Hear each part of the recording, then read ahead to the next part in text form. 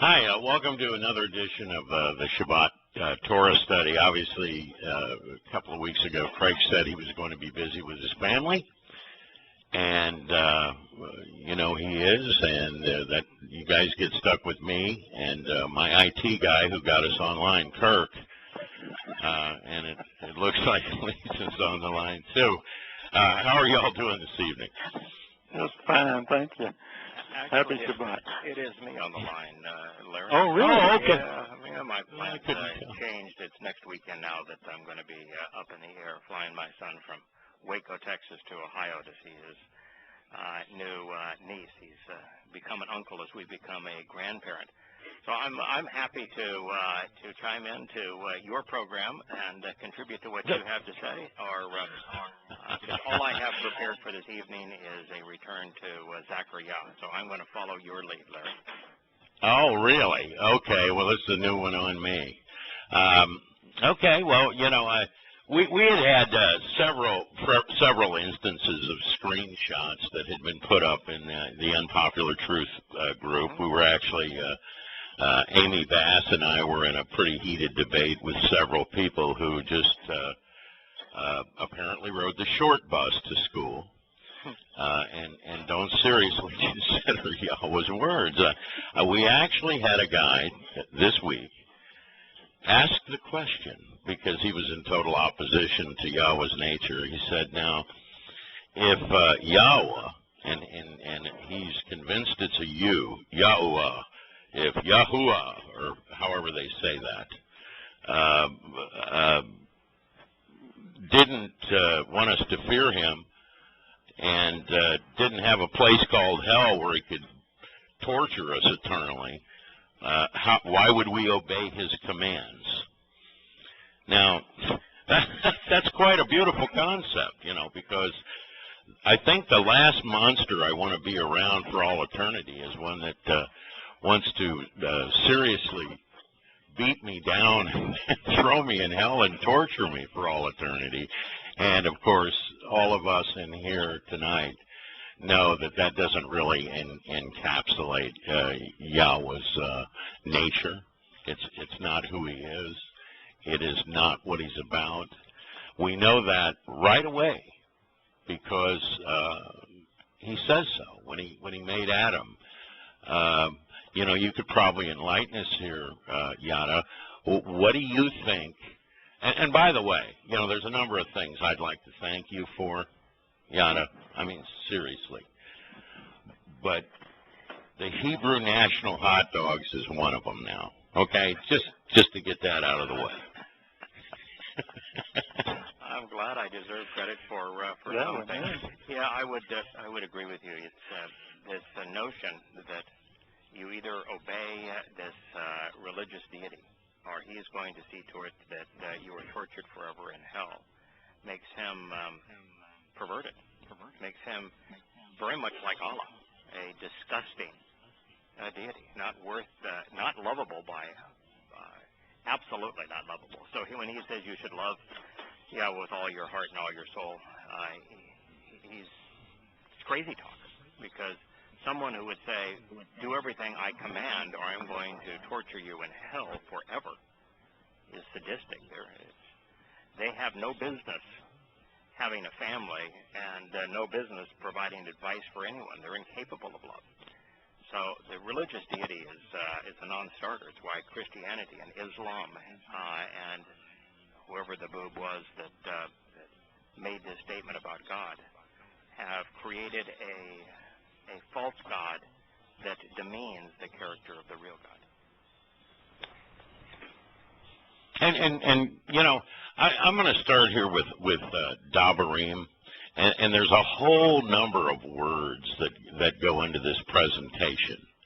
But, I'm pretty sure that most religions, I'm not going to say all, but, the vast preponderance of religions have a fearsome religious deity that you need to fear.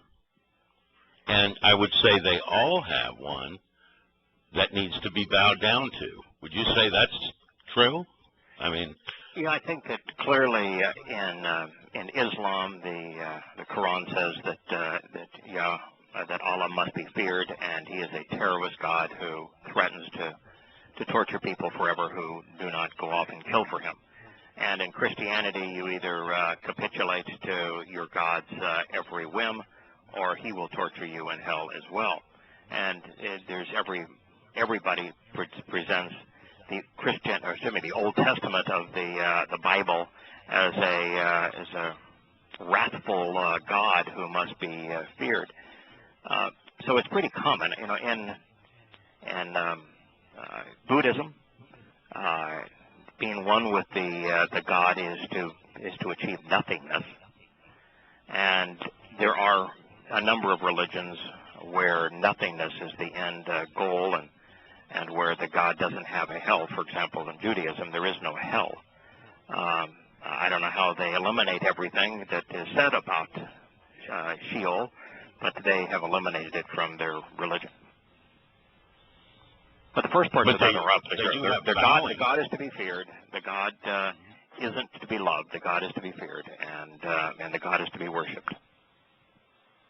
Yeah, these are all concepts, of course, that are foreign to Yahweh. And in Dabarim, he says this: indeed, when you come into the land associated with Yahweh, your God, given to you,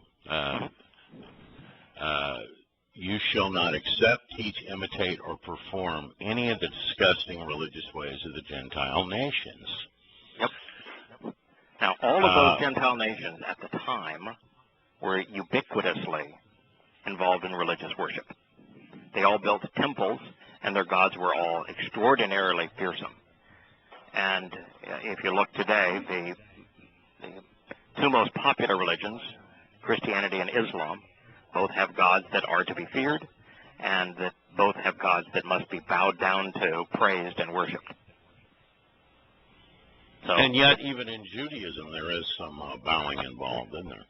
Well, you know, they form those minions. But what's interesting in Judaism is they do their bowing in minions, as minions in their little religious garb, is that they're putting their prayers into a wailing wall that is nothing but a man-made fortification that was designed to enlarge the temple complex by one of the most repulsive men who ever lived, Herod.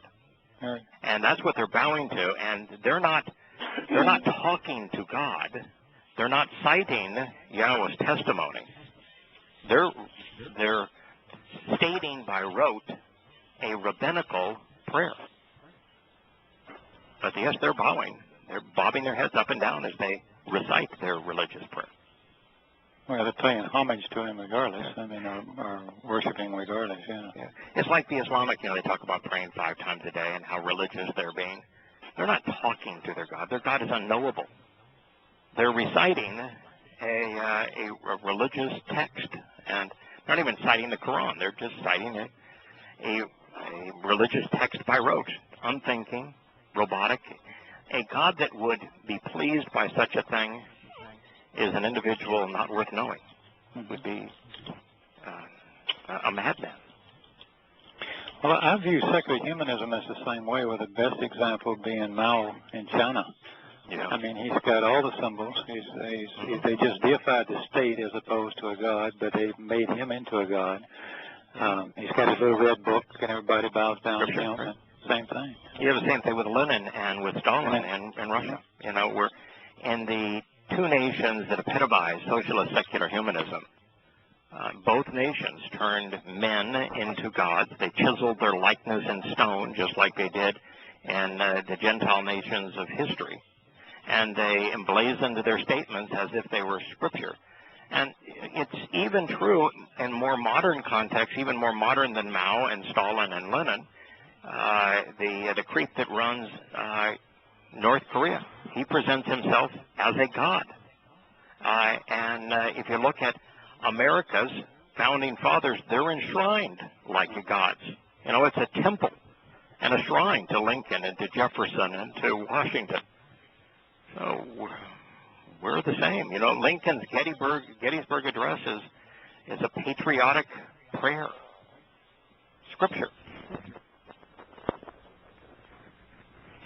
Yes, it really is. People recite it all the time, and yeah, absolutely. You don't think the Pledge of Allegiance isn't American patriotic Scripture, and the religious hymn of not only the battle hymn of the Republic and God Bless America, and the national anthem? They're all patriotic hymns that are very much religious. What do you say about flags that have stars on them? Yeah, I think he said anything above, on the earth, or below the sea, we're not to be out there paying homage to it and talking to it. But yeah, and all you folks that have come and gone from this site that are into Rabbinic Judaism and have as headers for your site the Star of David, Doe didn't have a star. No, that's a modern pagan interpretation, and it really dates back to the rabbinic fixation on the false Messiah, the Bar Kokhba, the son of a star. And well, Yahweh talks about, he talks about, you're getting this nonsense from way over there on the other side of the flood, which is to say the flood wasn't global, by the way, but he does say that. And Lisa Bonet had sent me over a picture. It was a very, picture out of a very ancient book. And on this one slab of stone on the left side was what you'd call a Star of David. And guess what was on the right side? No telling. It was the Hindu swastika, the Nazi swastika. Really? Both on the same rock. And on the other side of that are two crossed swords. The name of the place is actually Baal Zaphon, where Israel camped in the Wadi. You can Google it on Google Earth. It's quite something. Speaking of quite something, a friend sent me the rundown of the Israeli building that was built by the Rothschilds to commemorate Freemasonry and the Lord of Freemasonry, who is Satan. And the satanic symbols at the very heart of the Israeli justice system are a great example of Israel accepting, embodying, displaying the disgusting religious ways of the Gentile nations. Do they have the 10 tablets? I mean, the 2 tablets with the 10 statements and stone. Do they have those displayed anywhere? I don't think so. Really, I don't think so. But it wouldn't matter because their translations of them and their truncations of them are far worse than not displaying it. I mean, there's nothing you could do worse than saying, I am the Lord your God, or rendering the third statement, thou shalt not take the name of the Lord thy God in vain. I mean, it would be infinitely superior not to know them, not to state them, not to chisel them in stone, than to convey them errantly in that way. Because that's completely misleading. Completely misleading, which is why Yahweh tells us not to imitate any of these things. So I would ask people out there, are you fearing God? Do you bow? Are you worshiping? These are all concepts that are completely pagan. Just like faith and belief. I mean, when you come to the point that you understand, I believe, I see these things. Oprah Winfrey has some trash show now called I Believe. I believe. Well, I mean, I could believe anything. Larry, wouldn't you come to the conclusion that Yahweh's idea of a perfect environment, the perfect kind of relationship, would be depicted in the stories that he tells about Adam and the Garden of Eden? Yes, I would. Is there any place in the Garden of Eden where we're told that Adam praised Yahweh? No. Is there any place in the Garden of Eden that Adam worshipped Yahweh? No. Is there any place in the Garden of Eden that Adam made an altar to Yahweh? No. Did he ever pray to Yahweh? No. No. Was there any? No, but he did sit under the shade of Yahweh, which refers to the Ruach. Yeah. So did he at any time build a synagogue, a temple, a mosque, a church? No, it didn't happen. No. Was there any religious influence at all? None. No political influence, no religious influence, no He military, said he made it. no justice system. Exactly. He made them for the purposes of association and companionship. That's what it says. They camped out together. They talked together. They explored and discovered things together. They had a good time together. They walked together. They ate together. They did everything except all things that man has now conceived that man thinks is the perfect way to engage with God, which is the antithesis of what exhibited in the Garden of Eden. It's as if no one thinks. You know, if God wanted a religious relationship, why wasn't the Garden of Eden a religious experience? Were there 4 spiritual laws there? Was there a church canon there? Was there a priest to forgive sin there?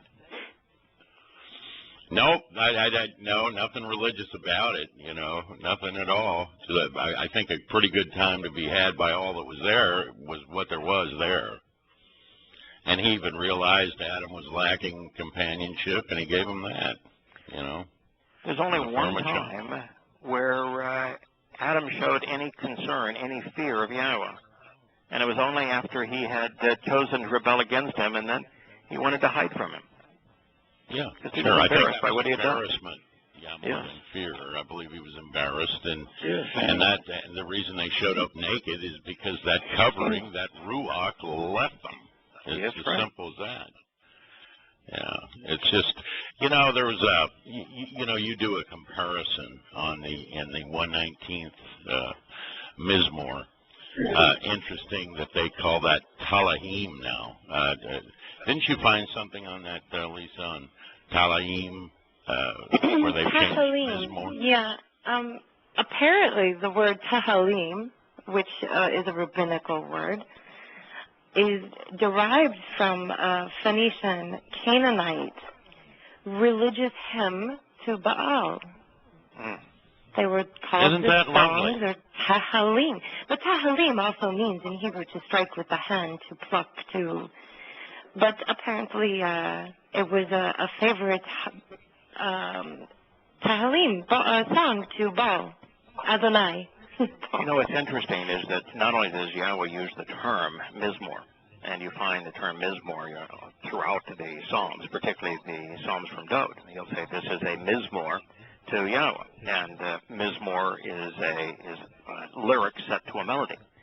But there are a number of people who have musical skills that I do not have, who have examined the Hebrew characters, which are, not only alphabetic and pictorial and descriptive and numeric, they also convey musical notes. And the Mizmor are written with a musical score, and the music can be replicated today.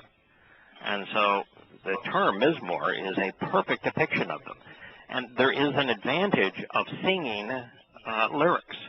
Lyrics that are sung convey not only more passion, but they're vastly easy to remember. When you're conveying words set to a melody, they're easier to remember. So the term Mizmor was to describe the specific way these words were written.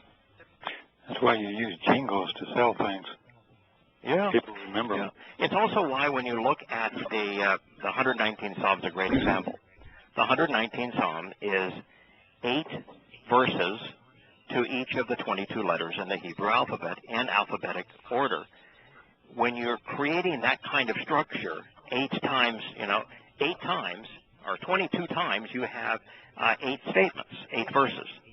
Now, that's what you would do with the lyrics of a song. They were structured as songs. Why change the name from something that's accurate, Mizmor, that conveys something. Well, no, and that can't be done by accident. I mean, Mizmor looks nothing like Telahim, So, obviously this is just another corruption to go along with the corruption of the Lord that's lording over you. But you wrote something that said this, okay? Now, here's what Dode conveyed. My flesh gets goosebumps out of an awesome respect for you. Now, of course, he's talking to Yahweh.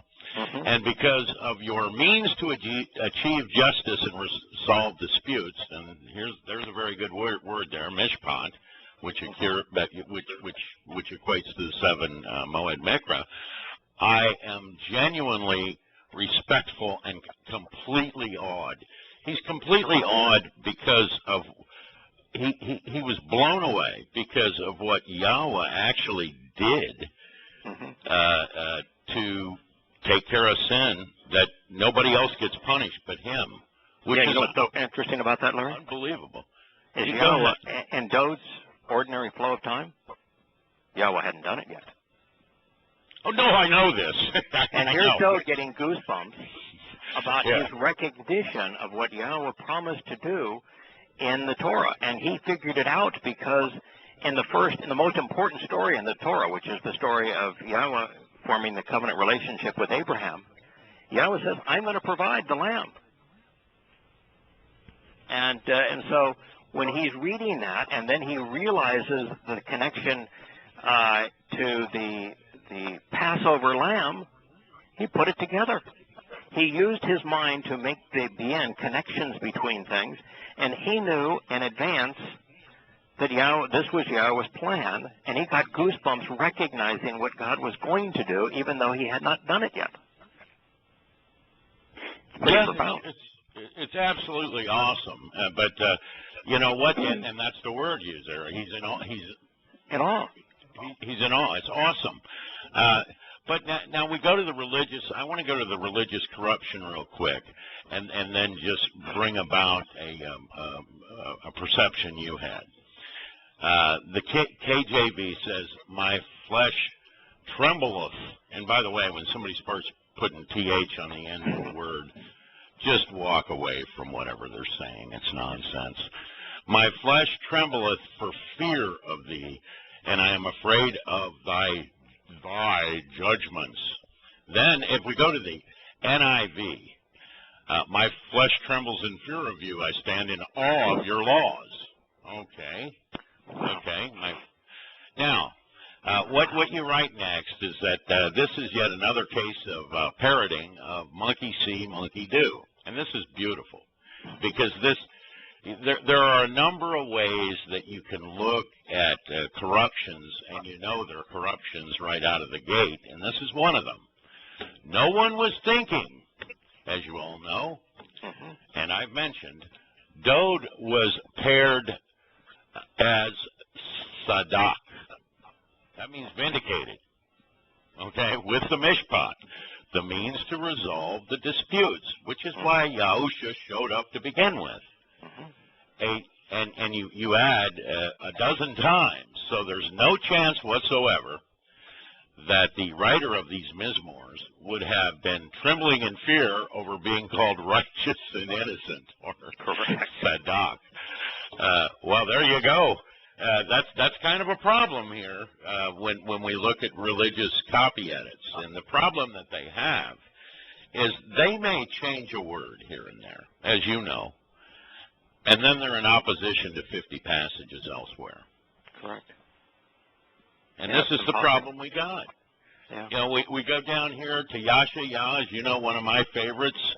Then Yahweh said, for so much as these people approach me with their mouths and their lip service, yet they have removed their hearts from me, their fear toward me exists because it is taught from man-made traditions, learned by rote or reciting.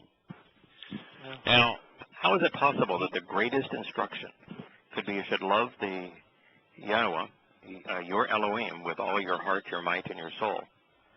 If that is, as the Torah states, the single most important thing, then how could you love someone whose judgments were going to have you be bowed and crippled and afraid?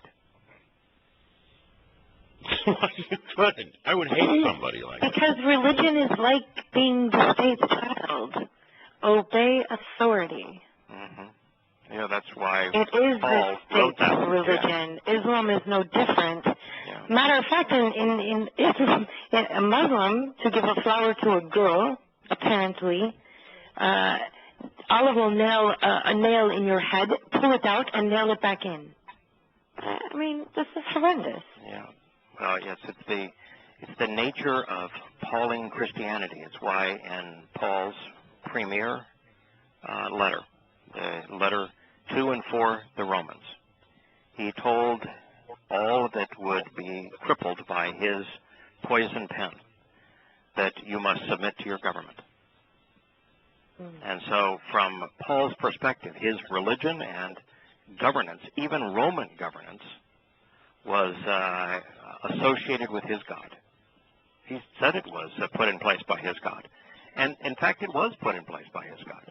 And it is associated with his God. And it is associated with his religion, inseparable from it. It's just that his God's not God. Yes, and his idea of Pergamos, hell. There was a temple in Pergamos, built around a mountain that was a mouth to a mine that had some type of substance. I'm not sure. I did a little bit of research. I'm not very scientific. But it burns. It's an actual fire. And they used to, sacrifice, throw people in it, built a whole temple around it. This is all Pauline. This is the idea of hell. Yeah. You know, if you want to know who is speaking for God and who is speaking for Hasatan, all you really need to do is read and think about the way that individual gives men either their permission to abuse women, to lord over women, to control women for their own pleasure, or to respect women as wives and mothers and as someone to be loved. And Pauline Christianity, women are to obey their husbands, and in Muhammad's Islam, a woman has absolutely no rights. So, and you look at Yahweh's version of things, he's constantly asking us to walk into the presence of our spiritual mother. His name ends in the application of the Hebrew feminine. He elevated Sarah to the point that he named his chosen people such that her name is in the middle of their name. And it's just... Yeah, these would be some great signs, wouldn't they? Little signposts that we might want to look at. And the war on the woman continues, and it is at no time in history worse than it is today. Correct. The sex slavery trade, women and children.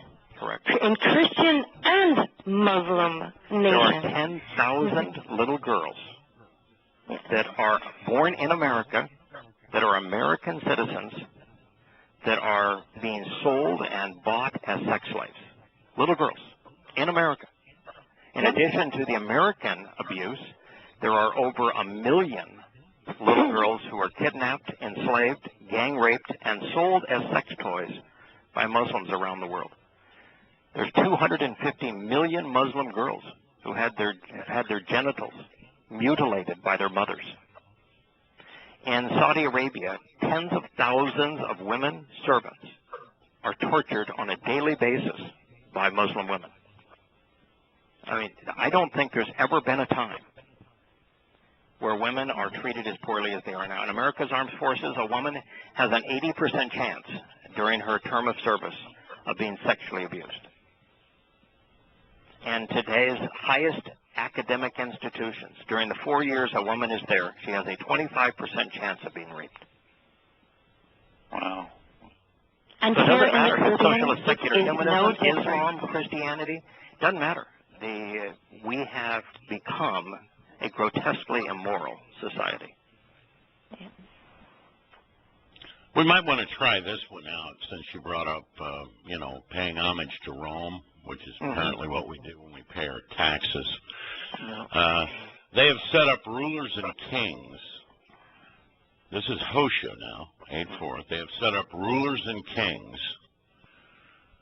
They have appointed governors and put leaders in positions of authority, whom I do not know. What's that you say, Paul? Yeah. Oh, you just look at that what exist are appointed by Elohim? Or, Yeah. Are you kidding me? Yeah, and then put that, juxtapose that to what Yahweh said about Israel when it wanted to have a king, when it wanted to have King Shaul. And Paul's namesake, you mean? here's the dozen things that he's going to do to abuse you. Yeah. Yeah.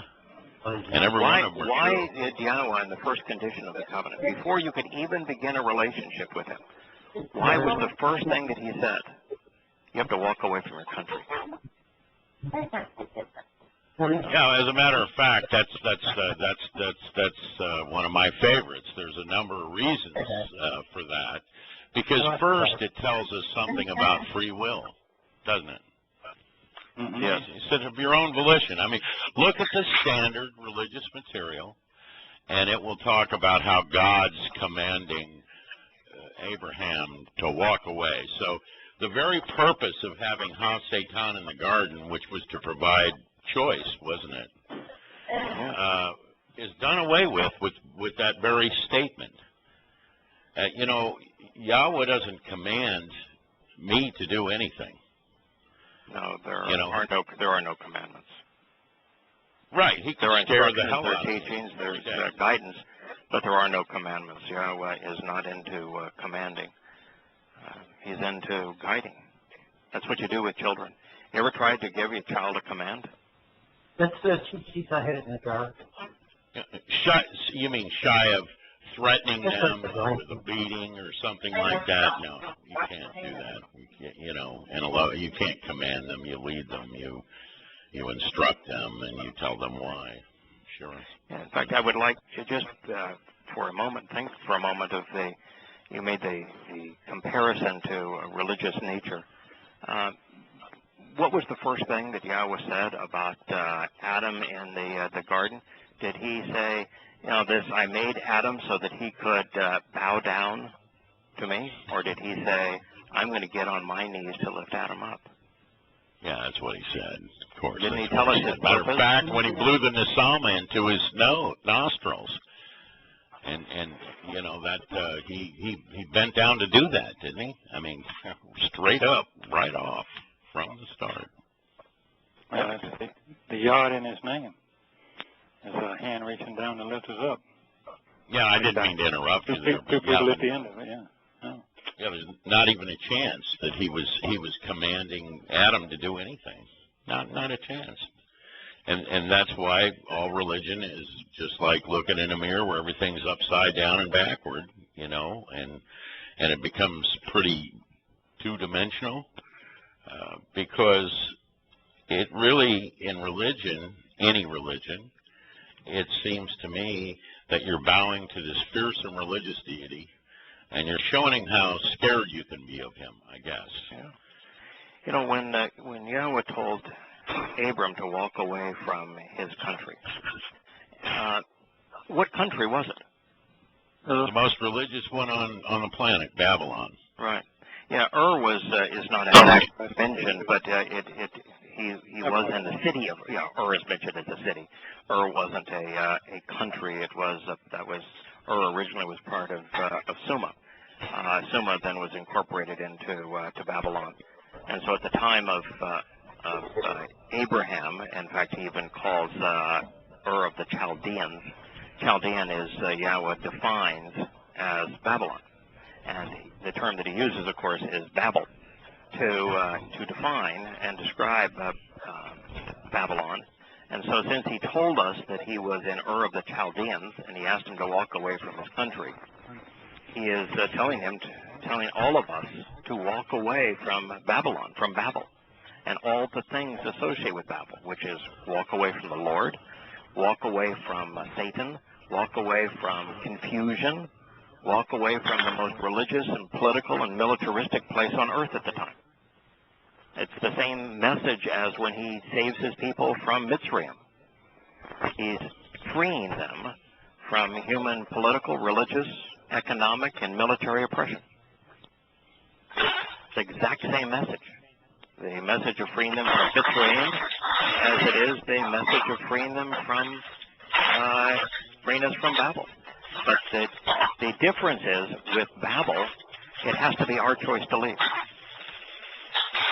You know, and you think about Yahshua, Isaiah. What country does Yahweh associate Hasatan with Satan with? There's only one country he associates him with. Which one is it? Babylon again. Right. And why does Yahshua say at the very end, come out of her, my people? And he's speaking specifically of Babylon. Come out of her, my people. Those are the last days. That's moments before his return. So from his point of view, we're still in Babylon. Because they've incorporated Babylonian concepts and precepts into their lives, whether it was done through political means or religious means or a combination of both, which it's really a combination of both. You know, Yahweh has 5 beasts. Actually 4, but the 4th one has 2 lives. He has 5 beasts, and they all grow out of Babel. Yeah, it's just a progression of the Babylonian influence over Persia, over Greece, over Rome, and then over the Roman Catholic Church. And so we're still in Babel, most of humanity. Let me throw in something here, because I did this for Larry, but I think you'll appreciate this.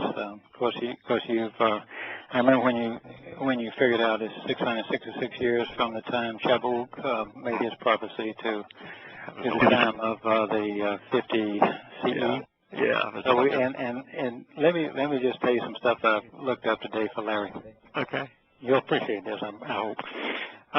This is in Chaldees, in the mystery. From the mystery religions. And Rome was originally named Saturnia, the city of Saturn. And the name in Chaldean is Stur, S-T-U-R. Mm-hmm. And the letters S stands for 60, U for 6, T for 400, and R for 200, which comes to 666. Now, let me give you some more, because this is fun.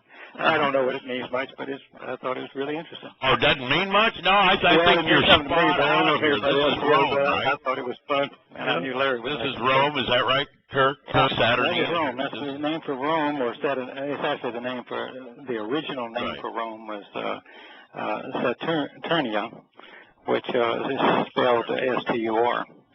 So that was the original name according to the old history books. Now, the Vicar of Christ, everybody knows who the Vicar of Christ is. Yeah. So the original, the Roman name for Rome, it's just like the Roman city. Egypt. That's what the historians tell us. So even in Egypt, they refer to themselves as Mitzrayim today. So the name Egypt is a Greek corruption of the original name.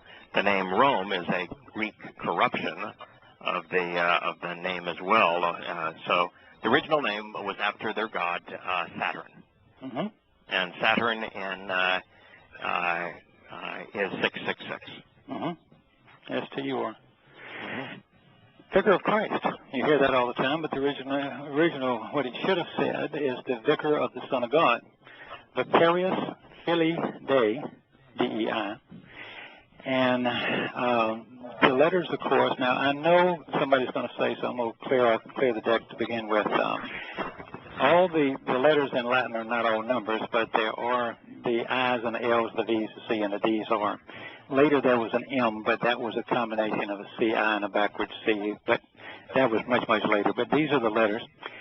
In Vicars of Filii Dei, in Latin, the I equals a 1 6 times, the L is a 50, the V is a 5 2 times, and a C is 100, and a D is 500. And guess what the total is? 666. Can I take a stab? 666? I mean, you're right again. Wow. Now let's go to Greek for the word Latin, which is. So you've got the Roman Empire. The Roman Empire, by its own chosen name, is 666, and the Roman Catholic Church, which claims to be the Vicar of the Son of God, is 666. And what is the language of Rome? Latin. Latin. Okay. So in Greek, interestingly enough, the Greek letters also do the same thing. I'm going to give you the English version of the Greek letters. L is 30. A would be a 1. T is a 30. E is a 300 rather. E is a 5. I is a 10. N 50. 0 70. And S is 200. Coming once again for the language of Rome is 666. Wow. Whoa. It's interesting too. There's no way out of this, kids. The Roman Catholic Church still speaks Latin. That is its official language. Its canon is language. It's all of its orders are communicated in Latin. All of its priests and popes and cardinals, they speak Latin to one another. And our dollar bill has the 1,000 Latin. years, they made it 1,500 years. They made it illegal to write their scriptures in any language other than Latin. In fact, they said that Latin is their Christ sitting between the two thieves, and the two thieves are Hebrew and Greek. 666. 666. Yeah.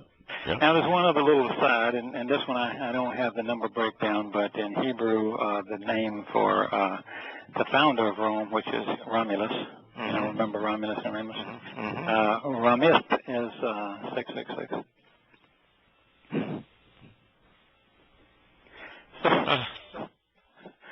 So I guess we tag ourselves with what we anyway. Yeah, Paul had 18 followers when it was all said and done. It is in his inner circle. There's 666. I just thought that was funny. I know. In case there's any doubt, the ultimate manifestation of the Torahless one. And if you want to know the man that Yahweh says, if you want to understand who this is, it's 666 is the clue. There is no one who is a more apt prototype for the Torahless one than one Paul, the wannabe apostle. That's what Yahweh calls him. That's what Yosha calls him. He's the Torahless one.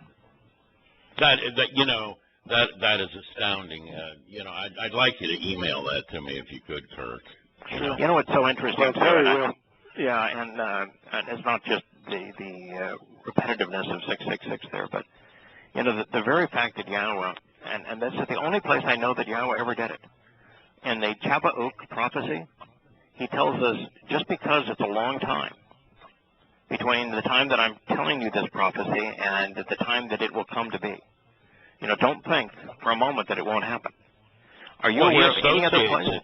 Are you aware of any other place where Yahweh says, don't think just because it's going to be a long time between this warning and the time that this is fulfilled, don't think for a moment that it won't happen. Is there any other thing that Yahweh tells us about the duration of time and tells us to focus on that duration of time, other than the 666 years prior to Paul's fulfillment of that prophecy?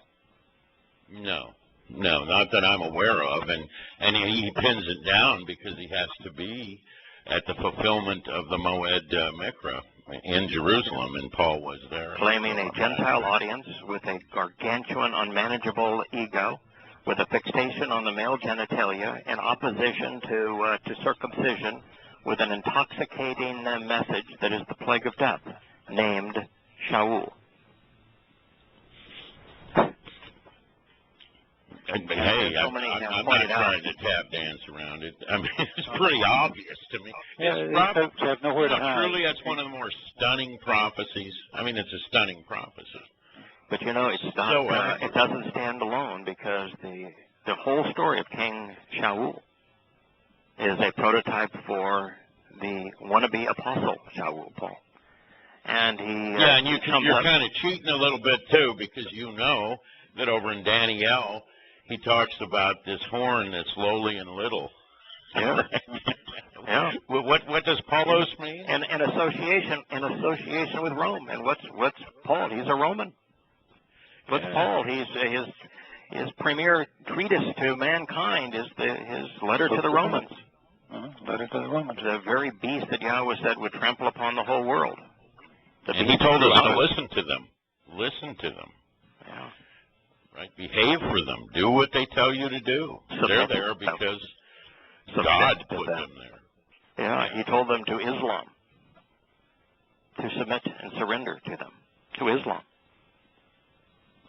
Muhammad had it wrong. He was the first prophet of Islam was Paul. Yeah, that's probably true. Sure. And yet you go to any Christian church today, and the man whose writings they're going to cite most often are Paul's. It's their proof text on just about everything. Well, Yeah. Paul said. Yeah. Paul said. Because there is no church without him. There's no Christianity without him. You know, without him, you're left with Yahweh, and with Yahweh, you're left with Yahweh. Yeah. You know, and it's a good time to point this out too. If you have the Hallelujah scriptures, and by the way, all the people that sport this book, they don't even know what Hallelujah means. They think it means praise Yahweh. Did you know that? That's what they all think. Oh, they I've asked over 100 of them. They think it means praise God. They don't even know that it means radiate Yahweh's light. They don't know what halal means in Hebrew, and they don't know that it's Hebrew that is being spoken, and that it includes Yahweh's name, and yet they can't figure it out. Like, you know, the Roman Catholic Church will do the Hallelujah chorus when they have an edict against Yahweh's name. You're right. They will. Oh, that was English. And What's that? The Hallelujah chorus was written by an Englishman. It was written by, but the Well, reason Hallelujah they is usually so in it fanatical is about because not doing anything that's there are several he could have places. been a Roman Catholic, I suppose. Yeah, there are several places in the Christian New Testament which is written in Greek that they actually cite the Hebrew words that were spoken, and when Yahuchanan wrote what was being said in heaven, he wrote it as it was being said in heaven, so he transliterated the Hebrew, and so it's Hallelujah. So they have a Hallelujah just because it appears in Hebrew in the midst of their Greek New Testament and in Revelation. But you'd have to wonder, why is everybody in heaven speaking Hebrew if Latin is if Greek or Latin were the language of the divine witness? Yeah. Good point. Yeah. Yeah. Very strong point. It's not even a fair fight. No, there are 1,000 reasons to trust Yahweh's testimony and not change it, and there's 1,000 reasons to reject the testimony of religious people. And if you look at an ecosystem, You know how perfect an ecosystem is. You go to any ecosystem, it's perfect. And that's how the Torah works. It's a lot like an ecosystem, really. The more you know, the more you find out, everything runs together perfectly, or comes out of each other perfectly. It's all perfect. You know, we don't have to guess when we say that Yahweh is not interested in people fearing him, for all these reasons we've talked about. Now, I shared these words with the clown that wants a fearsome deity commanding him to obey so he doesn't go to hell. And this changed nothing. When Ephraim spoke, there was trembling and terror. He exalted himself in Yisrael, but with the Lord Baal. He was wrong and offensive, trespassing where he didn't belong, and he died. Now, I can go to Yah 63:17. By the way, that was Hosea 13:1. So we know where fear is coming from. And here's another explanation of fear from Yahweh's point of view. Yahweh, why have you wandered away, staggering in our intoxication? So these are the people who have been intoxicated by religion, and they got poor judgment skills again. Erring from your way, hardening our hearts out of fear. Wow. So fear leads to walking away from Yahweh. Isn't that what he just said? And the hardening of a heart. He just said. Fear is hardening your heart. It's like being abused. It hardens you.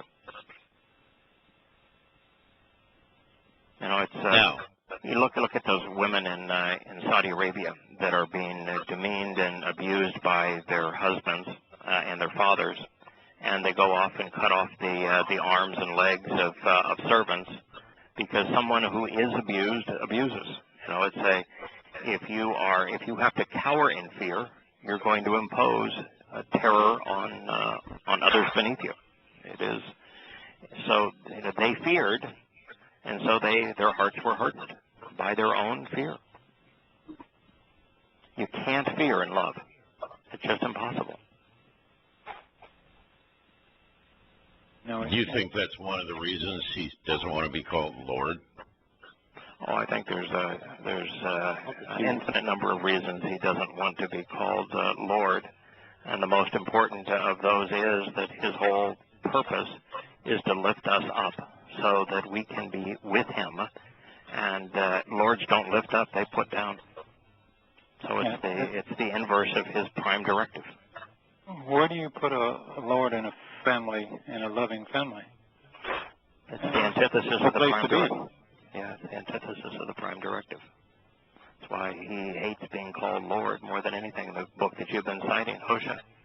When he returns, he says the single greatest pleasure, the thing that he's most celebrating when he returns, is he's never going to be called Lord again.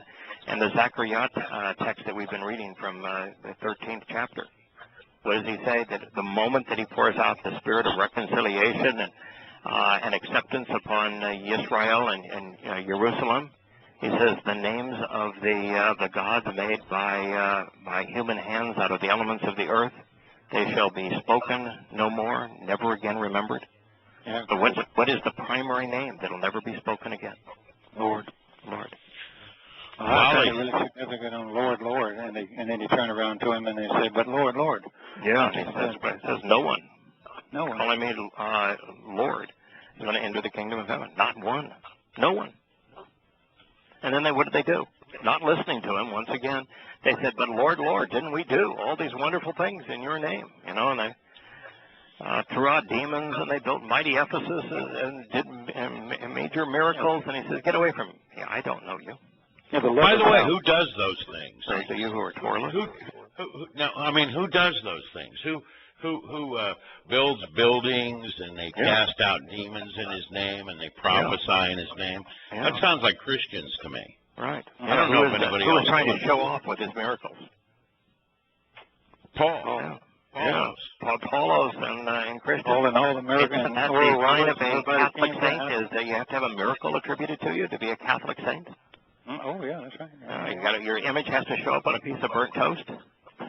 Yeah, Jesus toast. You got to make an idol sculpture of Mary cry. Yeah, well, funny. Well, there's a guy that came out with a toaster now that does that. Jesus. Jesus. Hilarious. Oh, God. Yeah, it's hilarious. Been meaning to get one of those. Yeah. But this is boy. You know, I mean, he's talking about Christians. Does it do unleavened toast? That's really what I want to know. Yeah, there you go. And also the fact that he's pointing this out, he says, "Get away from me! I never knew you. You got to go away from me! I never knew you."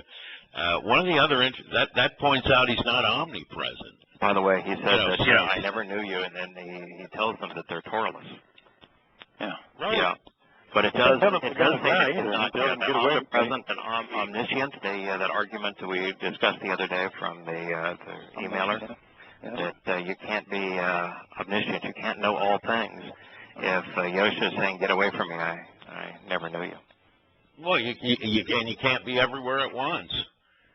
And if you were everywhere at once, I want to be. Why would you need Malak? I mean, why would you need messenger? In fact, why did he go down to Sodom and Gomorrah? Why would you create a spiritual realm of heaven and have dimensions beyond those that we can experience if you're in everything and of everything? How do you create a universe if the universe is you? Well, you could only do it in your head. How could you have separation from religion and sin and all those kinds of things if you, in fact, are everywhere? How can there be a place of separation if you are everywhere? Right. Omnipresent. It just doesn't make sense.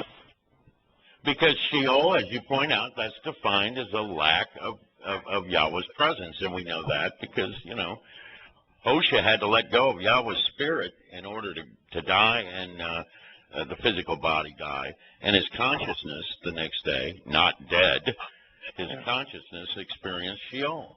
Because that is the center of the sun? Place of separation. What's that now? I said, do you think God's in the center of the sun? Do you think he's hanging out there on Pluto? No. Do you think he was offended when his hangout on Pluto was demoted from being a planet because he's omnipresent? He has the presence on all those asteroids out there in the asteroid belt. I mean, this idea he's omnipresent in space, it just renders the whole concept. The whole nature of religion is we're going to make the belief system so preposterous that the only option left is to believe, because you will never know, because the moment you think, you'll cease to be religious. But you know what, Larry, I asked somebody the other day, I said, how would you define yourself? And this person who was deeply involved in education said, I'm a humanist. And I'm not sure there's any difference between the effect of a humanist and the effect of a religious person in terms of the faith required to be a humanist and the lack of reason. The humanist manifesto is nothing but a contradiction. Well, I mean, if you've ever even heard I got to tell you, these alchemists that are out, I want to change water to wine, these guys. Oh, yeah, the priests. And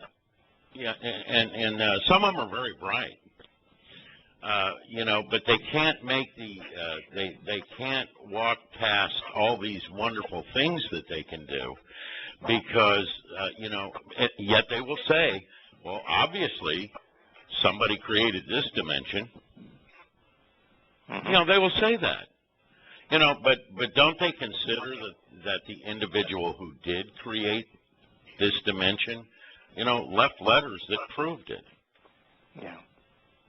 And the one that created this dimension, these three dimensions that we're in, entered them. Oh, good point. 3 dimensions that we're in. Yeah. You're right. Yeah. Entered them. Took on a physical form to enter them, and can be approached in this 3 dimensions through his word and through his spirit. But I think Roy's explanation of how extraordinarily easy it is for a 4-dimensional construct to create a 3-dimensional realm, just as it is for a 3-dimensional construct to create a 2-dimensional realm. Disney creating Mickey Mouse, 3-dimension creating a 2-dimension. It's extraordinarily easy to do that. And so, as a 7-dimensional construct, Yahweh could just extraordinarily easily, just as simple as speaking the words, create a 6-dimensional universe, one that's beyond our capacity to even fathom.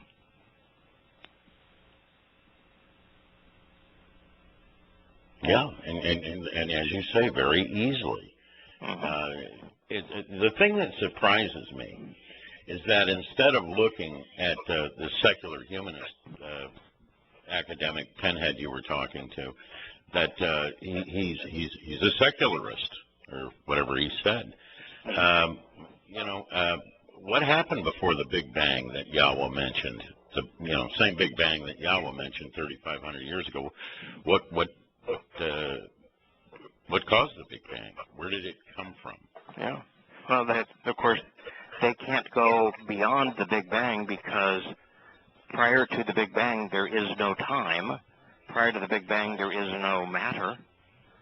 Prior to the Big Bang is only energy, and a universe that is only energy is immeasurable because time, space, nothing matters in a universe without matter. It's matter that makes it matter. And so they always talk about the age of the universe. Now they're estimating at 13.7 billion years from the Big Bang. And they can't go behind it because they're incapable of understanding the universe from the time that light coalesced into matter. Yeah, but Yahweh explains it all. It says this is exactly what he did and what he did, when he did it, why he did it. It's a beautiful story. You know, I've got a question too. You know, a lot of they do garner their authority from words that are true. You know, when you look at all these religions, and then in Jeremiah, he says, "O Yahweh, the Gentiles shall come to you from the ends of the earth, and say, surely our fathers have inherited lies, worthless and unprofitable things. Will a man make a mighty one for himself, which is not?" That'd be like a Jesus as an example. "Therefore, behold, I will once cause them to know my hand, my might, and they shall know my name as Yahweh." Wow. Now, how do you figure that into your new scriptures? You got any idea? Because I just don't see getting around that one. No, Was in fact, you're the my whole story, Yahweh? Yosha is citing Zechariah in the Olivet Discourse, which is his great parting treatise to his disciples. And throughout that, the emphasis on whose side you're on, the side that is reunited with Yahweh via the covenant, or the side that is opposed to him, is all based on your understanding and awareness and use of his name. And there is no Yahweh in Christianity. There's no Yahweh in Islam. There's no Yahweh in socialist secular humanism. But there is a lot of sun worship. There's a lot of sun worship. There is, and a lot of I'm moon not worship. sure where the sun worship is in secular humanism, but pretty sure it's there. Oh, the sun worship in socialist secular humanism is extraordinary. You know, the global warming, the climate change. Go hug a all tree. Of it. Oh, yeah. Even the symbols of for men and for women, or for the earth, they're all sun related. No, it's the Mother Earth getting her energy and life from the sun is ingrained in socialist secular humanism. Thank you for that. Yeah. Because he says they're burned and blinded by the sun there in Zechariah. Correct. In 13:7, against the Most High shepherd, against the Most High's mighty man, who is closely related to and associated with me. Right. If you look at the Christian Jesus, he is modeled after the Greek Dionysus. Almost everything associated with the Greek Jesus is an exact copy of Dionysus, and Dionysus was the son of the sun. Yeah, blinded by the sun. And then that brings us to Yahshua, which you go from Zechariah 13:7. And by the way, if they're burned and blinded by the sun upon his arrival, that's pretty hard, because that's done at sunset, according to both Zechariah and Malachi. Yeah, but in Zechariah it says when he returns, there'll be on his day there'll be no diminishment of his light, and it says specifically that he's returning with no diminishment of his light at twilight, at the very beginning of Yom Kippurim, as the sun Right, sets. which is at sunset, so there's no sun involved. Yeah. Yet they're burned and blinded by the sun, and he says here in Yahshua, how you have fallen from above, Halal, son of the rising sun. You are chopped off, disassociated, cut down, broken, and smashed to the earth, from which you weaken the Gentiles. Indeed, you will descend to Sheol, a place the rabbis can't find, I guess, like they can't find Yahusha, into an extreme recess of the pit. Whoa. So they're burned and blinded by Halal ben Shakar. Yeah, when you look at Yahshaya's presentation of Halal ben Shakar, there are three things actually that should scare everyone who is religious. One is that he is associated with Babylon, with Babel, which would be Bible, which would be with the Lord, which would be with confusion, with the very thing Yahweh asks us to walk away from. The second should be that his last name, Shakar, son of the sun. Shakar, son of the rising sun. It's Halal ben Shakar, son of the sun. Oh my God, that's the Christian Jesus. That's the halos. Oh my God, it's the Christian Jesus, the son of the sun. So that ought to scare them absolutely to death. And the third thing that ought to scare them to death is, what is it that Satan wants? He wants to be worshipped. He wants to be greater. He wants to be seen as greater than Yahweh. Well, a Lord wants to lord over everyone. You know, he wants to be Allah. Wants to be greater than Yahweh. You know, what does Allahu Akbar mean? Allah is greater. It's so obvious. You know, what's considered unclean in Islam? No, excuse me, what's considered anything that's clean in not Islam. halal. Yeah, you clean is halal. Is halal. clean. Which perfect and religious is that which is named after Satan. So those three things, that he is from Babel, and therefore the Christian Bible, that he is a Lord, that he wants to be seen above the Most High, wants to be perceived as God, not perceived as the devil, doesn't want to be worshipped as Satan. He wants to be seen as God and worshipped as a Lord in association with Bible. Boy, it ought to scare the Christian to death. I can tell you it doesn't. Yeah, and he's the son of the sun. He's Halal ben Shakar, the son of the sun, for crying out loud. You know, who did Paul quote on the road to Damascus? Dionysus,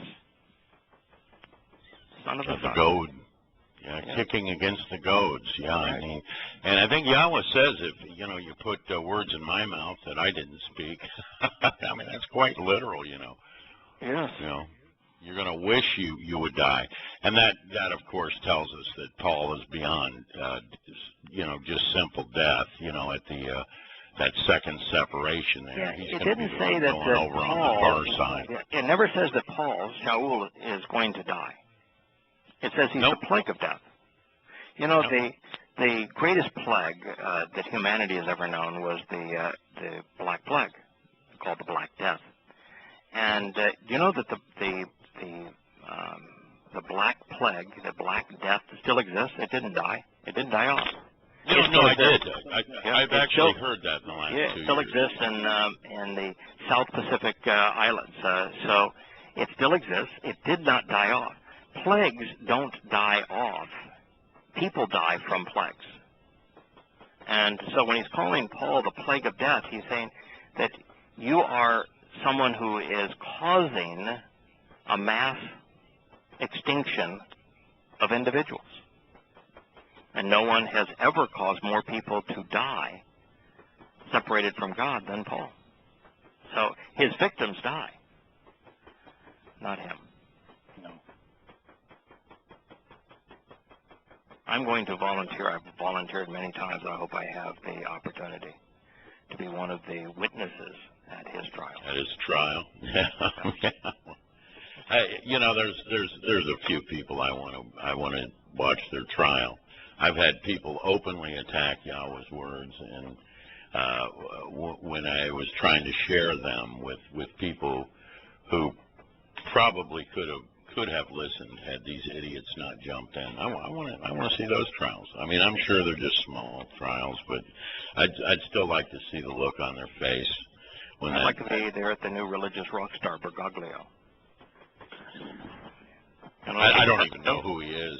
Oh yeah, he's the guy that he actually has something in common with you, Larry Bergoglio. Oh boy. Yeah, Bergoglio, although he is a Jesuit, hates the Jesuits. The Jesuits imprisoned him. They sent him to solitary confinement for 2 years when he was 50 years old. because they couldn't control him, because he had an uncontrollable ego. Bergoglio is Pope Francis. Really?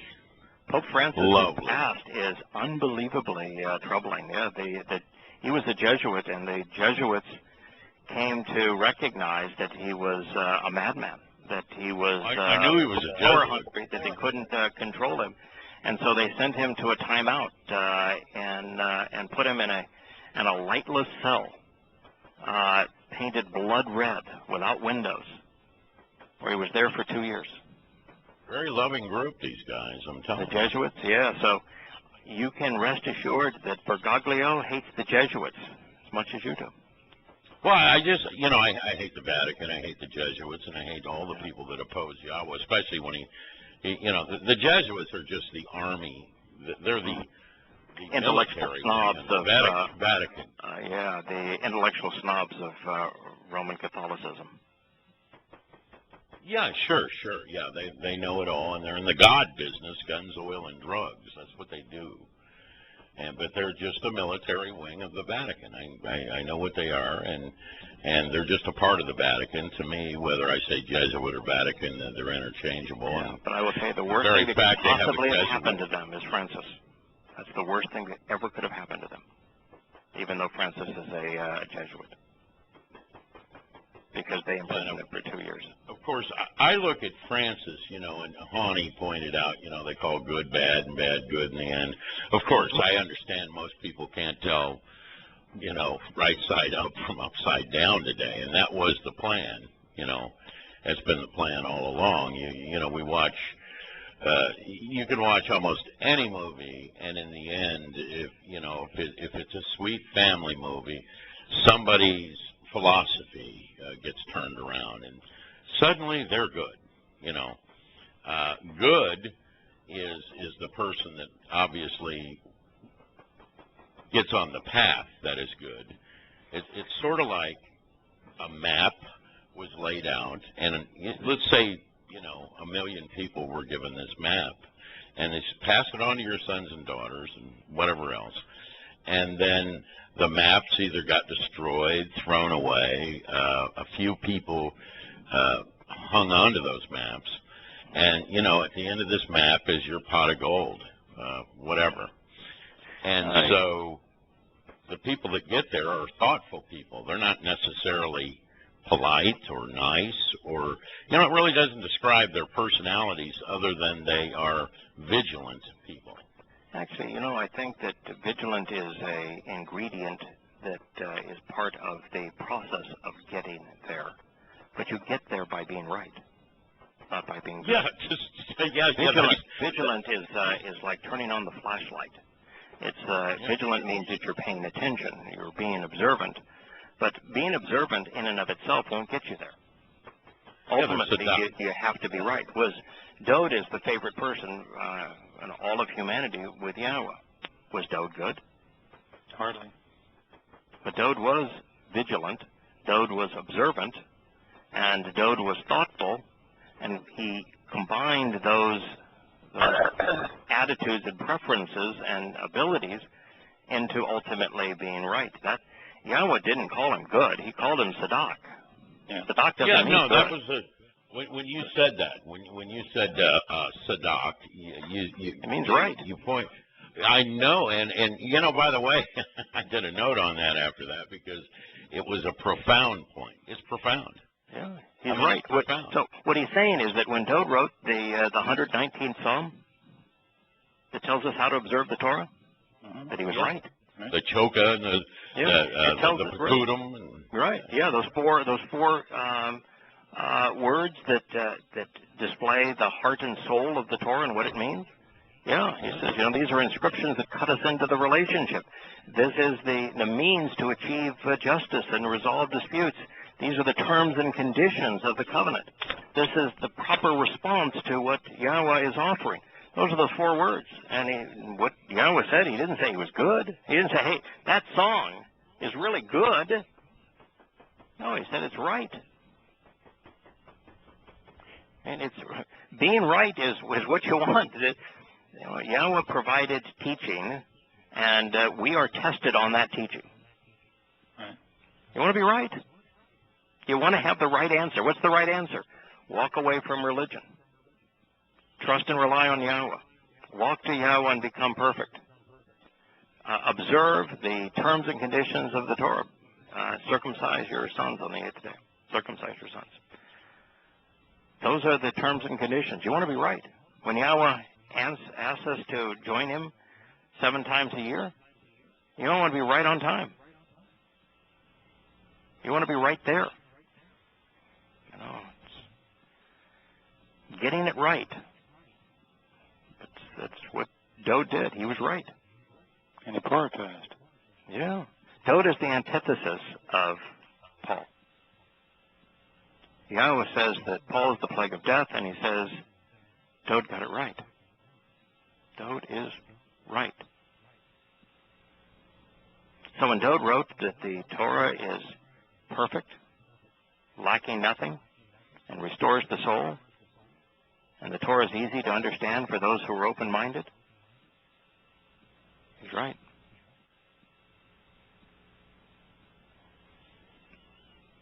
I don't think there's anything more important than the realization that Dowd was right. It wasn't perfect. It wasn't even good. Most certainly wasn't religious. He wasn't all-loving.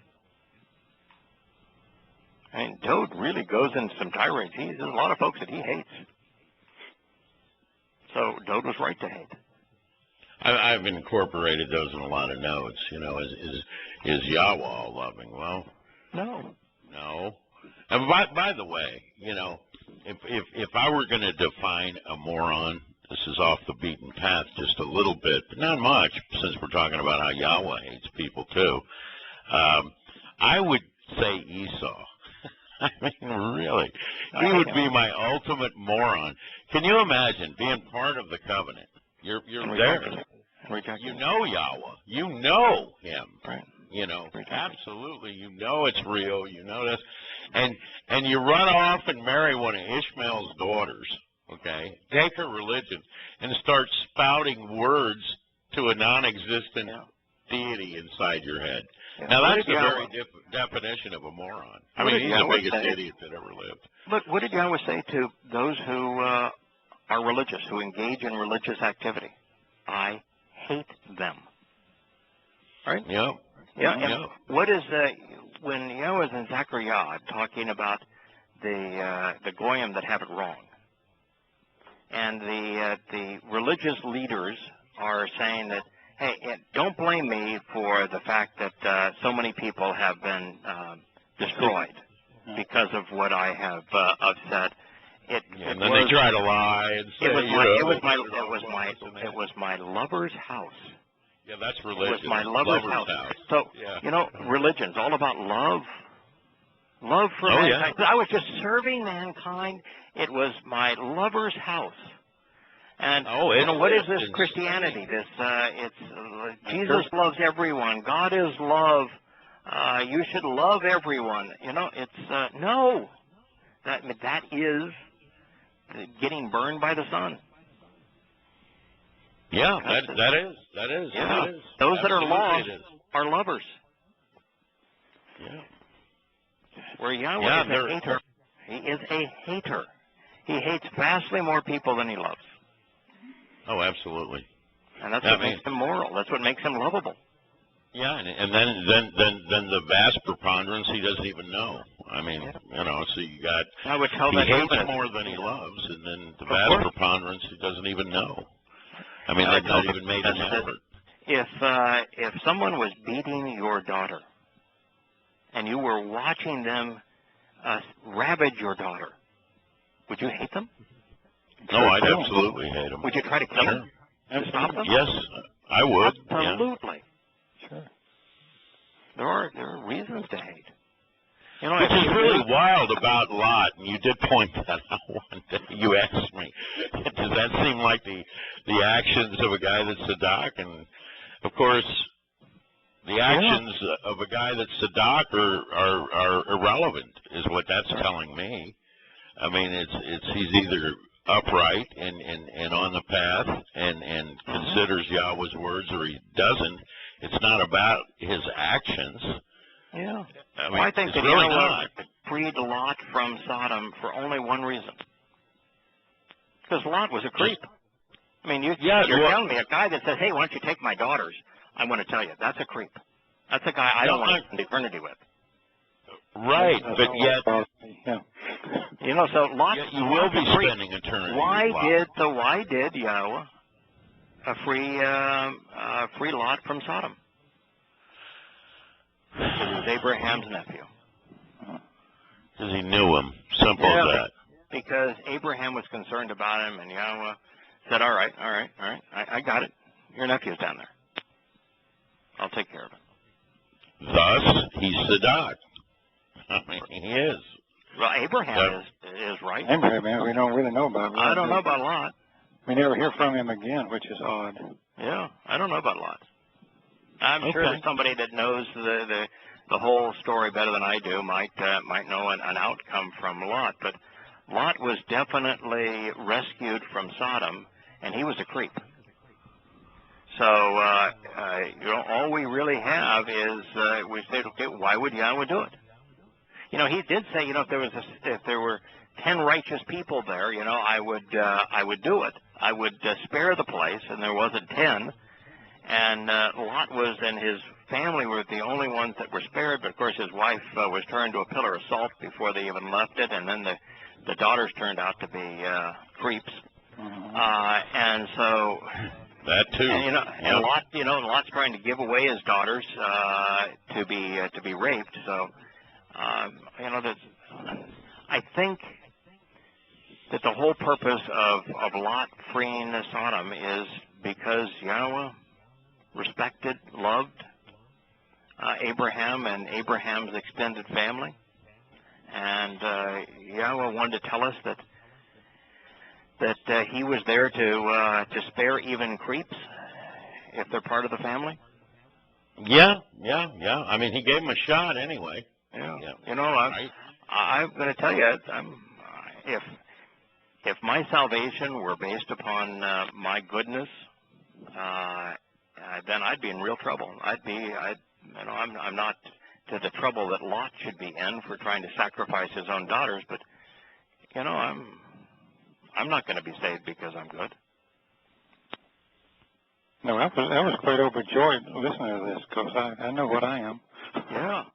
So he certainly spared Lot from the destruction. Yet, Kirk, I don't think you've ever gone that far. You know. Yeah, no, I know. I prioritize just like gold. Yeah, I prioritize too. Mm-hmm. Yeah, I prioritize. I know what's important to Yah, and I'm going to do what's important to Yah, and everything else I'll try to work on. So what do you think about the passage now of the 4 blood moons and all those guys that wrote all those books and had all those talk shows about the 4 blood moons and well, I was right that they were horses' asses, you know, after I saw the breakdown on it. I mean, it's just pathetic. The 4 blood moons was the hand of God, you know, it wasn't an eclipse. It was the hand of God and a message to Israel, even though none of them could be seen in Israel. And one of them even wrote that they were visible in America because America is the new incarnation. It received the promises given by God to Israel. Oh, really? That was Hagee, yeah, the Texan. Oh, boy. So the Hoy part doesn't count.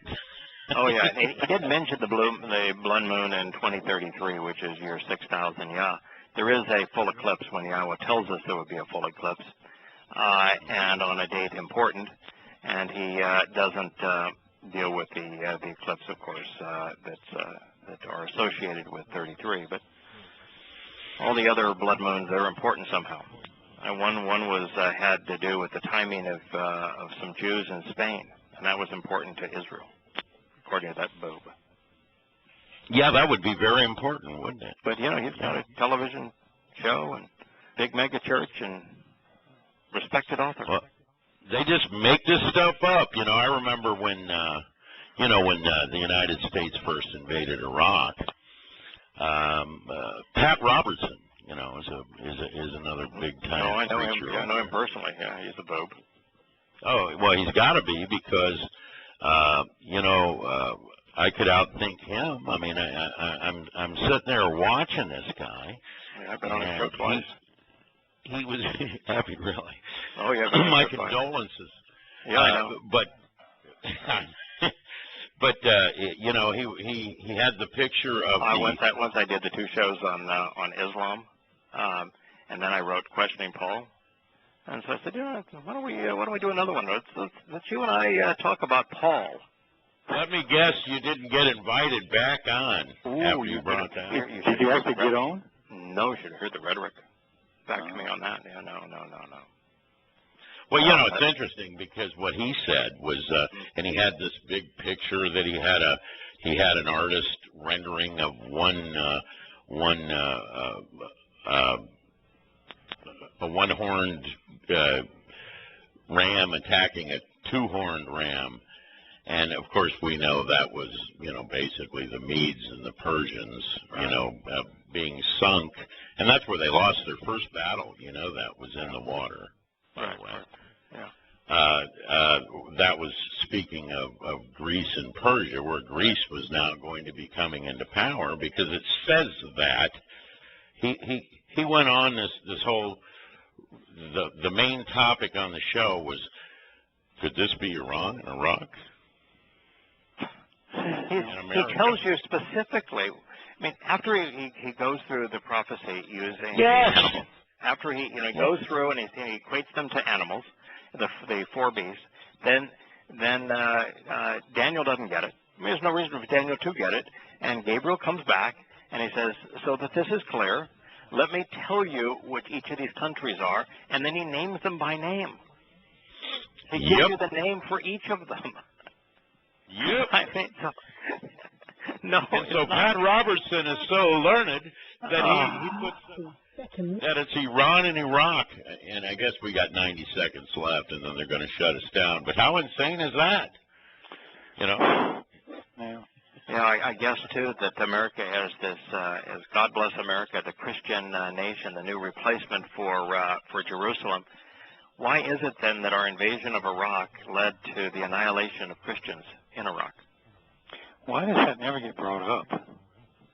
They're annihilated. They're Christians gone. have disappeared from the face of the earth in Iraq. Right. We've got 60 seconds left, and they're going to boot us, you guys. So we're all going to go out? Okay. Yeah, well, that's what it's still telling report, but the show will be over. So you're getting to hear the warning. Larry, thank you for putting up with me, joining you spur of the moment here. What do you mean?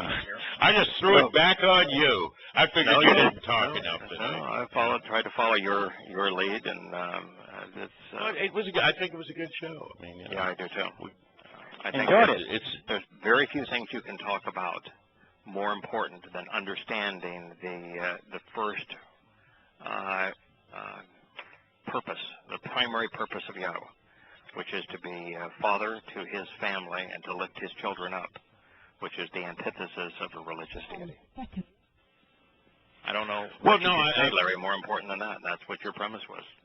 Well, no, he speaks a lot about corruptions and prophesies a lot about corruptions and breaks all these corruptions down in so many different ways. And I mean, probably, when in that passage in Dabarim where he describes what not to do, pretty well encompasses everything the world does, whether it's secular humanism, or whether it's Kabbalah, or whether it's Christianity, or whether it's Islam, or whatever.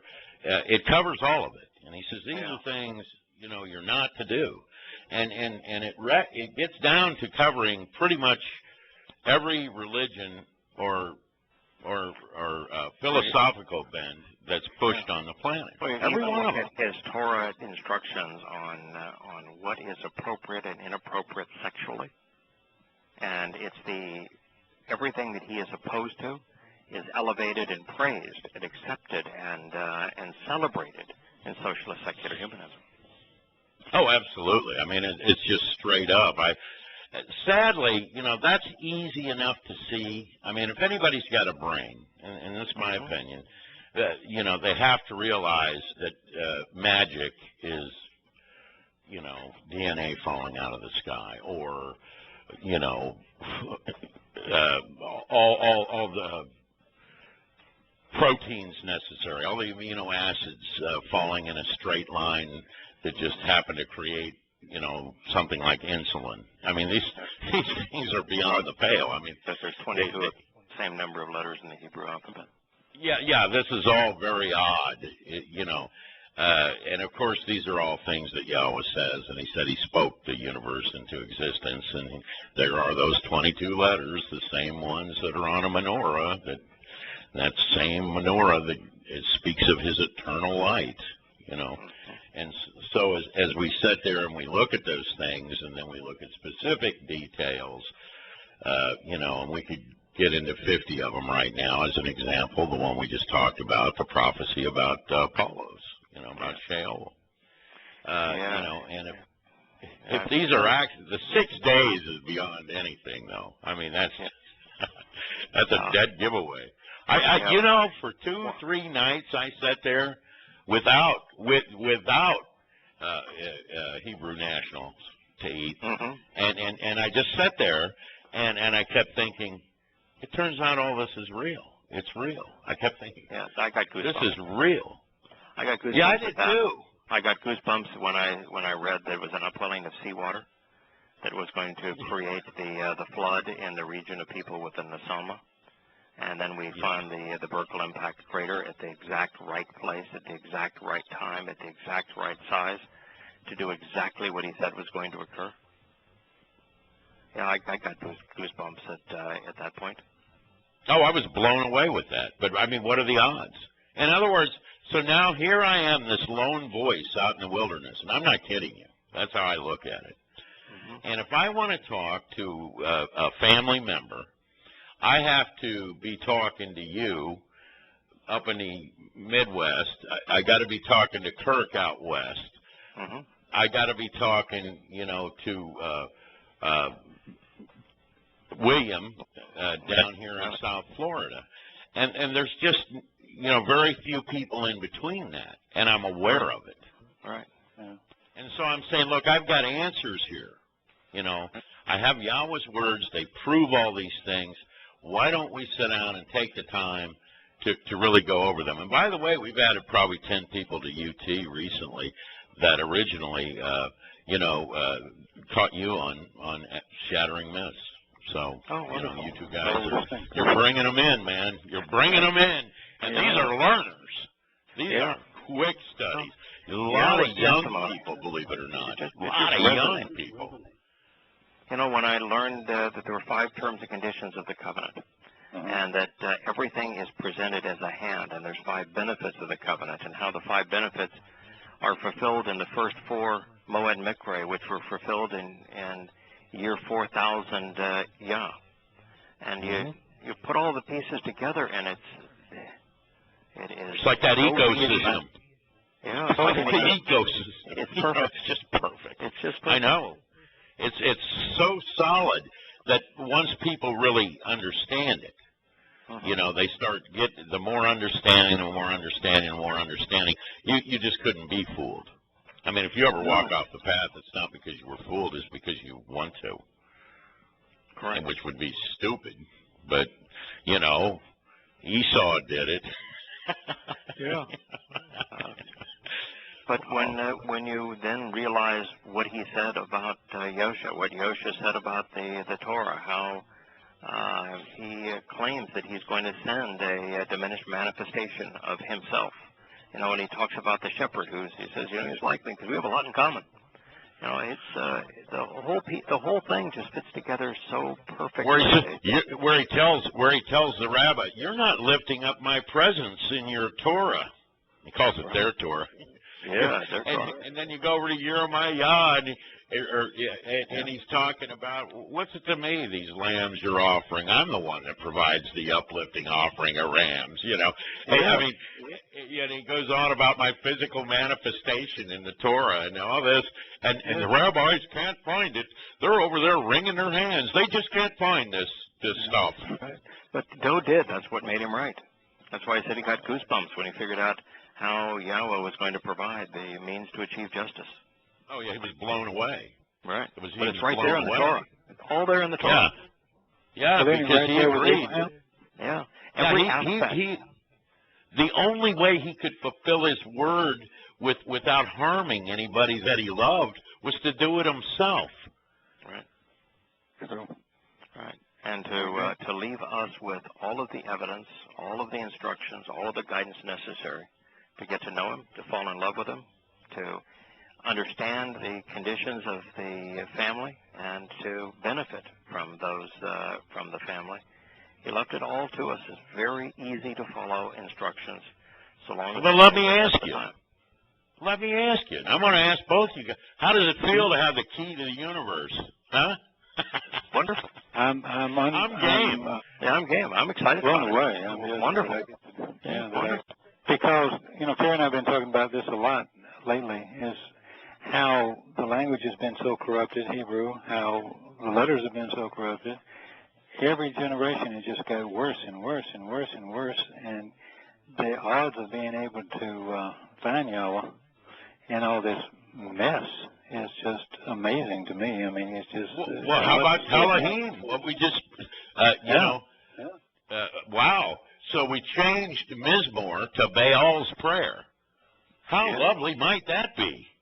And that's why it just goes on and on, and I'm going, God, and all of a sudden we're sitting here and we've got all this stuff, and it all keeps, no matter where I go, what I study, this, that, and the other, it just blows me away. I've been blown away this week because we've been talking about Syria.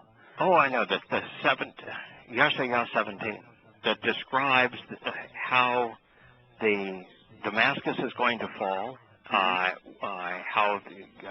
Syria is going to fall, and how that leads to the dismemberment of Israel and the forfeiture of the West Bank, and then Yahshua 18 with the condemnation of America for its role in all of this. Mm-hmm. If that doesn't get you goosebumps. I put those out just as amazing prophecies, and every now and then you'll get a Christian taker, and they'll put that on their wall. Yeah. And what happens is if this, with these notes, the way I do them, and Amy does kind of a short, Amy Bass, she's part of our group. Her and her husband, Jaron, walked out of Mormonism about a year ago, and they're a big, strong part of our group. She makes a lot of child's worksheets, for the Moed Mikra and stuff like that. And we get them out to people, or she gets them out to people. Yeah. But she'll take a verse. She'll take a verse, like, say, one of them I really love, like all fear of me, and she'll do a picture, and that verse will be on it, and she puts it out on FP. And you get a lot of interesting debate. And every now and then, these debates, you're never going to change the people that are, as you call it, the faithful. I mean, it doesn't work like that. But what you can do is people that say, wait a minute, that really hit them between the eyes, and they watch the debate, and they see it unfold because we use Yahweh's words, in debates. And finally, at the end of it, the religious go running, maybe make some statement like, how are you going to obey Yahweh's commands if you don't fear he's going to throw you into hell? Are you an idiot? Right, pal. But somebody with any sense can see it, and the next thing you know, we've got somebody wanting to engage in the covenant, and it's beautiful. Yeah, that's beautiful. It's a beautiful thing, I'm telling you. Yeah. And if you're open to it, and you're willing to let go of society's myths, their lies, their deceptions, and you're open to the truth and willing to go where the words go, it's a beautiful thing. Yeah, well, it is, because it just makes sense. You're getting the key to the universe. It doesn't make sense. It makes perfect sense. Lisa's been part of this whole conversation tonight, and she listened. It made sense. Kirk and Terry listened, considered what Yahweh had to say. It made sense. You listened to what Yahweh had to say. It makes sense. He's lovable, approachable, respectable, because what he says makes sense. The only square game in town. Oh, that's it. There's not another. There's not another straight game in the world. No. I mean, you've seen it all. You walk into corporations. I mean, I've worked in some pretty major corporations, and I'm going to tell you, and the bottom line is, in the end, they'll all let you down. Correct. There's no human institution that is reliable. Yeah, no such thing. No. That's, I think, one of the reasons we see a lot selling out his own daughters. And his own daughters then turning on him. You know, it's there's no human institution that won't let you down. That's why Yahweh says after he tells you to walk away from your country, he says walk away from your father's house. Walk away from your society. All human institutions will let you down. That's amazing. Yeah. Even your own family. Yeah. And then trust. You should hear. You talk about your own family. You know, we get quite a few posts in UT. I don't know, Kirk. You know, sometimes you're in there. Every now and then, maybe you read them. Sometimes she reads. She tells me. She pulls it up, and then I can read it. I'm really okay. So you're my IT guy. Yeah, what are you doing? Scott keeps me posted. I can't even spell IT. You're my IT guy, man. Yeah, you got me on tonight. Yeah. It's like the football player that couldn't spell cat if you spotted him the C and the T. They said that to Terry Bradshaw, you know. He said he couldn't spell cat if you spotted him the C and the T. That's pretty bad. But I will say this, you know, some of the stories I hear of things that particularly, you know, I mean, they're always religious families, what they do to outcast, to attack. Oh, I know. Even the all these Amish, I mean, the Amish are just as bad, man. They seem like there's nice folks, and boy, you turn on them, and they'll spit on you. I had a woman that worked for us on our farm. Married a fellow. They were both Mennonite, which is Amish light. Close, yeah. And we would take long walks. You know, on our farm. I happen to be sitting on our farm today. I'm going back to Ohio tonight or tomorrow morning. But you're at Wyndham. Are you at Wyndham? Yeah, I'm at our farm. I don't use that. I've seen that picture, man. I'm telling you, this is pretty. I'm sitting in a carriage house tonight on our farm. Anyway, the carriage house. The carriage house, yeah. That's where I have my office. It's kind of it's a nice rustic, manly man room. You know, it's got rough sawed cedar walls and a rock fireplace, and you know, it's done with leather furniture. It's a kind of a manly man room. But anyway, we take long walks on our roads, and they were open to hearing how different God was than the Mennonite Amish version of him. And ultimately, they paid attention, came to know him, engaged in the covenant, raised their children to be covenant children. I hear from them all the time, and they're talking about how the Mennonite church continues to harass them and to condemn them, but how appreciative they are of coming to know Yahweh and being able to raise their children to be part of the covenant. So, you know, it doesn't matter how bad the religion is, how pervasive the religion is. If you're open-minded, you're willing to go where the words lead. You know, we just spent hour after hour, you know, walking and talking. You know, the smartest guy I know actually isn't Kirk. The smartest guy I know is Yoel. Yoel is, you know, his real name is Joe, and he was an atheist when we met. He'd kind of migrated from a hard atheist to a soft agnostic because atheism was too much work for him. But he... yeah, it's quite a religion in and of itself. Yeah, we would talk until 2 and 3 o'clock in the morning. And we did it over and over and over again. And about the differences between Yahweh and the religious portrait of God.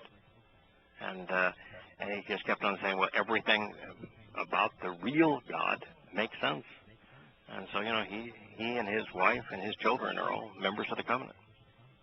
You know, one of the things that what I find is universal as people walk into the covenant and begin to engage in the covenant, it isn't more than a few months and every one of them say the same thing. I mean, every one of them say the same thing. I realized this was the truth, and I was amazed. Yeah.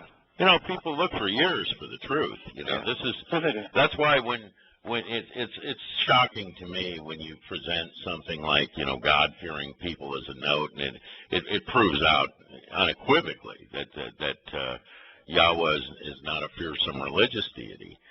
You know, it only takes 5 or 6 passages to do that. Then you show them where fear comes from. Okay, if you don't get that, and these are extant words, you're not going to get anything closer in your religious material. This is what was written. This is what he said. You know, if somebody can't, you know, I guess it's cognizant dissonance. Yeah, where they just get turned on their head and it spins around 7 times or 12 times or whatever it is. You know, they just can't get it. But if somebody's looking for the truth and they see that, you know, I'll get people that come up in my message box and they go, you know, I read this note, blah, blah, blah. Is this right? And I say, yeah, I'll back it up. And then I throw them, you know, religion's curse. That's what I religion's curse, which is all about bowing. You know, now it's just a curse. It's an awful thing to do. Yeah, why would you want to do the opposite of what God intended? I mean, didn't he declare what he intended with Adam? He got down on his knees to lift him up. You know, God is quite capable of lifting us up. And last time I checked, all of humanity trying together couldn't lift up God. Right. How could man lift up God? Why would anyone in their right mind think that a good, respectful, sane individual would create something to praise him? Well, yeah, but their consideration is because they've been taught, and this is all part of, you know, the problem with the men's philosophies and religions that pour out into every facet of our societies. They need to sacrifice, and of course, Yahweh's saying the exact opposite on Shabbat. Don't do the work, you know, of the messenger. Don't do this. He says it on every Moed Mikra. Do not attempt to do the work. Don't do this at home. Do not do this at home. Yeah. I am a dangerous professional. business. Yeah, I'm a professional. Do not try this at home. You know, You're ill-equipped. You're ill-equipped. You are ill-equipped to be a perfect sacrifice, a perfect sacrificial lamb. You're ill-equipped to go into Sheol and to emerge from Sheol. You are ill-equipped. Do not try this at home. Well, no, I mean that's exactly right, and these are the things that you're ill-equipped to lift up God in praise. Yeah. You are. You're just ill-equipped. You're incapable. No. Just can't do it, pal. Don't try. Don't try. You think you're going to manipulate? Yeah. You know, you're going to create your own holidays and call them religious? No. Don't try. You're not capable of it. Yeah. You think you're going to create your own religious institution, a church, and have your own canon and scripture? No, don't try. You aren't capable of it. Well, and it's not just that. I mean, I've had some pretty extensive talks with Elise, and I'm sure Robert Ziegler would tell me the same thing.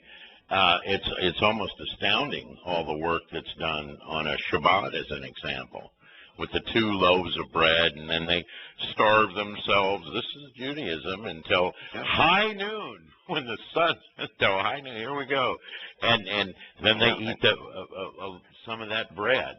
You know. Yeah. It goes on and on. So can I ask you a quick question about Elise?